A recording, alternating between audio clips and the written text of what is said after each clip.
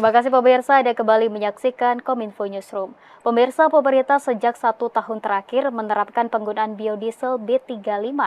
Penerapan penggunaan biodiesel B35 sejalan dengan tujuan penggunaan energi yang ramah lingkungan dan transisi energi yang merata serta berkeadilan. Sudah 1 tahun berlalu, lantas pemirsa bagaimana perkembangan penggunaan biodiesel 35 ini di kalangan masyarakat? Malam hari ini kita akan membahasnya bersama Ibu Enia Listiani Dewi selaku Dirjen EBTKE Kementerian ESDM. Selamat malam Ibu Eni, salam sehat. Selamat malam Mbak, salam sehat, Alhamdulillah. Alhamdulillah. Ibu, malam hari ini kita akan membahas terkait penggunaan biodiesel 35. Nah, Indonesia ini juga disebut menjadi negara pertama begitu Ibu yang menerapkan pemakaian bahan bakar minyak biodiesel 35%, yang mana kandungan ini juga menjadi kandungan biodiesel tertinggi. Nah, kemudian dalam 1 tahun terakhir, bagaimana respon masyarakat dari penggunaan biodiesel 35 ini Ibu? Terima kasih. Ini tentang biodiesel kita sudah mempunyai mandatori sejak 2018 ya untuk B20. Lalu berangkat dari situ tahun kemudian kita sudah mengupayakan pengujian-pengujian B30, lalu mandatori B30 akhirnya tersampaikan di tahun 2020. Lalu bergerak lagi 2021 untuk B30 kita melihat perkembangannya, dan terakhir di tahun 2023 sudah ada mandatori B35. Nah, ini memang kita tahun ini menjadi 1 tahun terakhir dari penggunaan B35 dan tentu saja rekor tertinggi dari pemanfaatan persentase CPO masuk ke dalam diesel itu tertinggi di dunia, dan bahkan ada beberapa negara yang tertarik ingin menggunakan konsep biodiesel ini ke dalam substitusi solar mereka. Jadi ada beberapa negara, bahkan Brazil pun ingin mencontoh Indonesia untuk pemanfaatan biodiesel ini. Lalu kita melihat upayanya 1 tahun ini, kita sudah bisa menghemat devisa kita itu sebanyak 120 triliun. Jadi ini signifikan sekali ya, kita bisa memanfaatkan efek dari penggunaan B35 ini, di mana volume yang digunakan itu kalau dulu B20 itu hanya sekitar 3,7 juta kiloliter, sekarang sudah 4 kalinya. Kalau B35 itu kita bisa melihat penggunaannya sekitar 12,3 juta kiloliter. Nah, dari segi penyerapan tenaga kerjanya pun luar biasa, jadi naik bahkan sampai dengan hampir 4 kali lipat ya penggunaan tenaga kerja yang ada di on farm atau di perkebunan, itu dari sekitar hanya 470.000 orang menjadi 1,5 juta orang. Dan di industrinya pun yang tadinya 3.000 orang sekarang sudah melebihi 11.000 orang. Jadi pemanfaatan dari B35 ini mendongkrak penurunan emisi tentu saja, dan membuka lapangan pekerjaan serta menstabilkan harga sawit. Jadi itu yang menjadi manfaat dari program biodiesel ini. Kita harapkan dengan B35 ini 1 tahun ini kita bisa menurunkan emisi kalau secara akumulatif sebesar 32,6 juta ton CO2 gitu Mbak. Jadi efeknya luar biasa sekali, baik bagi petani maupun sektor transportasi maupun penyerapan tenaga kerja. Jadi secara komprehensif penggunaan biodiesel ini luar biasa.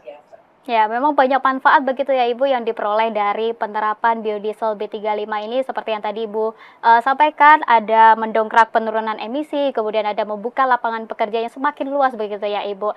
Nah, kemudian Ibu dalam rentang waktu 2008 hingga 2010 ini program biodiesel kadarnya ditingkatkan secara bertahap hingga mencapai 35% yang saat ini begitu. Nah, kemudian dalam 5 tahun ke depan apakah ada kemungkinan untuk meningkatkan kadar ini menjadi 100% Ibu?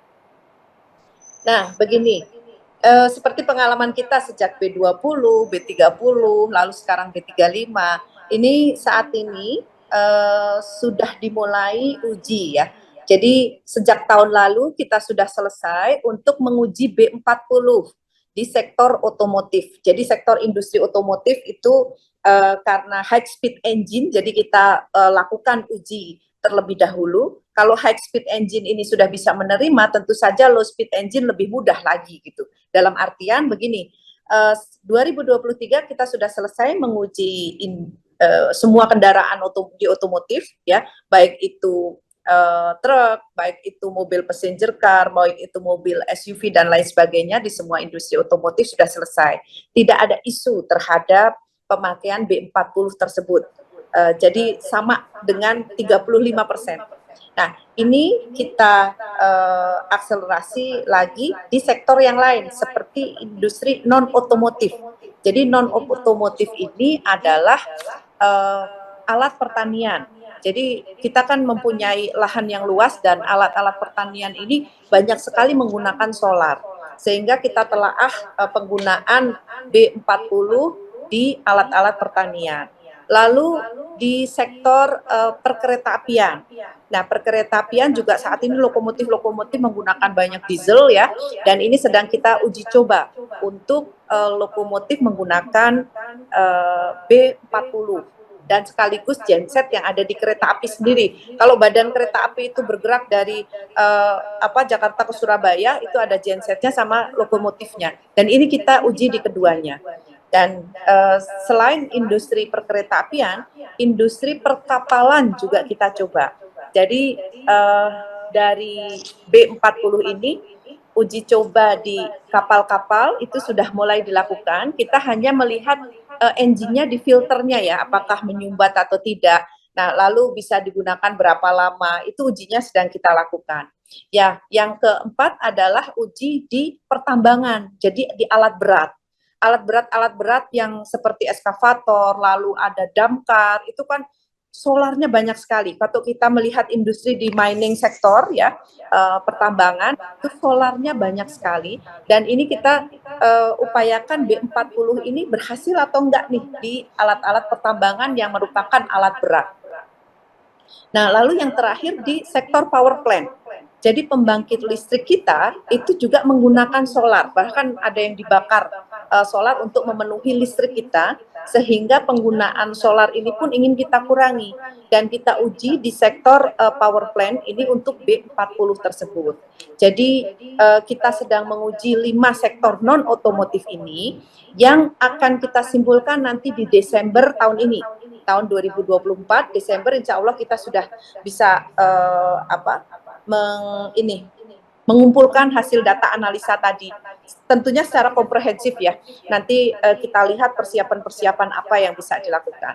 Nah, kebetulan kemarin 2 hari yang lalu sudah ada rapat komite pengarah dan insya Allah nanti mandatori dari B40 ini akan bisa dilakukan setelah kita melakukan uji tadi. Insya Allah 2025 akan ada ketetapan untuk mandatori B40.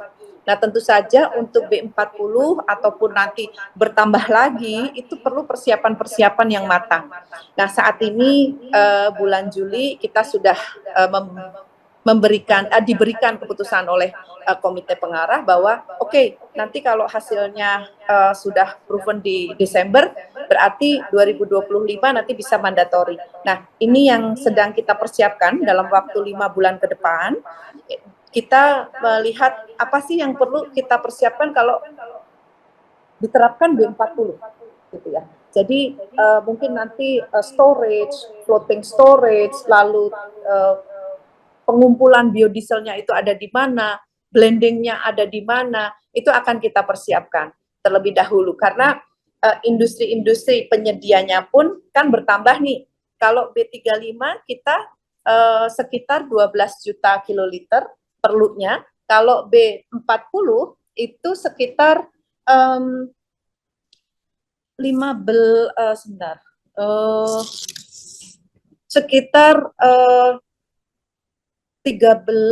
juta kiloliter ya, sampai dengan 15 juta kiloliter.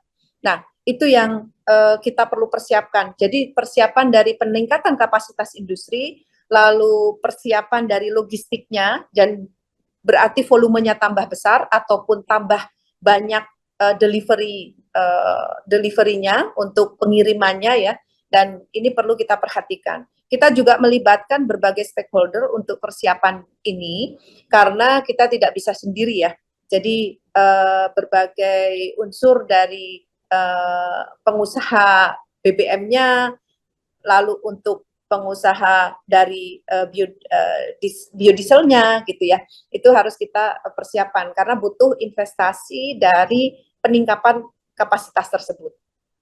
Ya, memang saat Begitu, ini Mbak. Kementerian ESDM begitu ya Bu, sedang menguji kadar 40% di 5 sektor non-otomotif, begitu ya Ibu. Nah kemudian dari pemanfaatan B35 ini apakah bisa disebut bagian dari hilirisasi produk sawit dan juga antisipasi kelangkaan cadangan minyak bumi di Indonesia Ibu?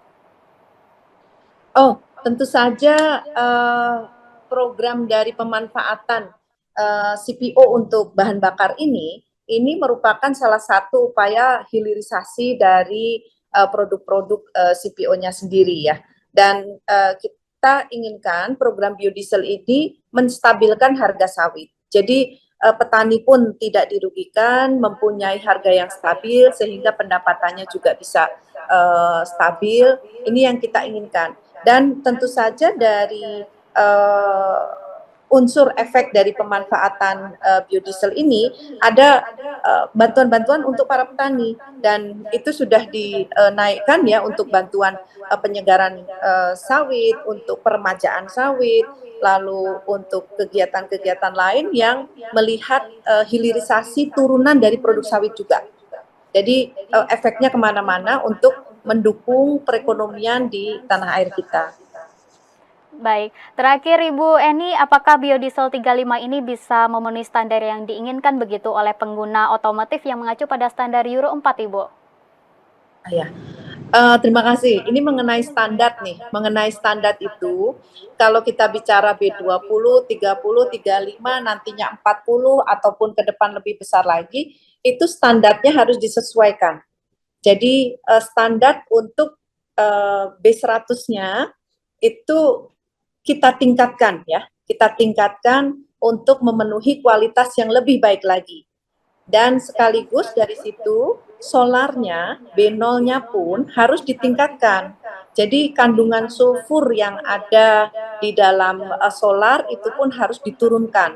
Nah, saat ini solar kita itu sekitar 2.500 ppm.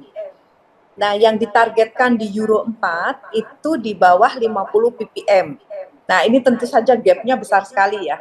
Nah, kita tiap kali dari kandungan yang B35 itu berarti kan sekitar 65% dari solar ini adalah solar yang mengakibatkan flogging ya.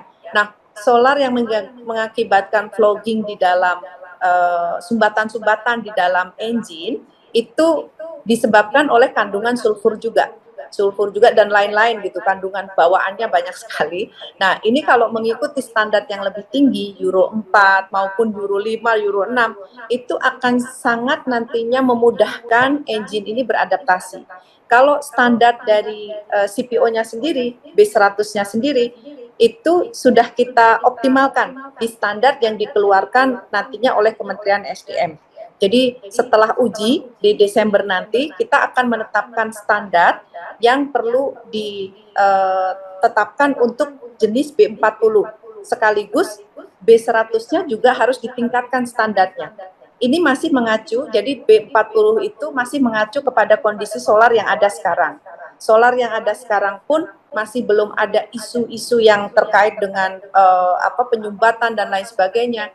Itu sudah clear ya di industri otomotif tadi yang sudah kita lakukan uji, sehingga untuk industri yang 5 sektor non otomotif ini akan jauh lebih mudah adaptasinya. Nah, ke depan pada saat kita ingin menaikkan lagi komposisinya, Euro 4 ini harus segera terrealisasi. Jadi kandungan sulfur yang rendah sampai dengan 50 ppm itu semoga bisa terakselerasi. Nah, ini dari rencana Pertamina sepertinya sekitar 2026 ataupun 2027. Tetapi sekarang dalam kapasitasnya sudah dikenalkan oleh Pertamina low sulfur dari solar. Jadi sudah ada kategori 50 ppm juga. Nah, ini tetapi kapasitasnya yang belum memenuhi, misalnya tadi perlu 13 sampai 15 juta kiloliter, ini yang belum bisa terpenuhi. Tetapi whatever it is, kandungan sulfur ini tetap harus diturunkan karena standar dari otomotif industri ataupun alat-alat pertanian dan lain sebagainya itu makin tinggi juga. Jadi dan makin bagus juga. Kalau kita mengikuti standar Euro 4, Euro 5, Euro 6 dan seterusnya, itu CO2 yang keluar juga jauh lebih sedikit gitu. Jadi pastinya nanti akan mendorong penurunan emisi yang kita targetkan. Jadi sekitar bisa sampai 40 juta ton CO2 bisa diturunkan jika kita memakai B40, Mbak. Jadi mudah-mudahan ini bisa dipercepat untuk menaikkan standar dari solarnya itu sendiri.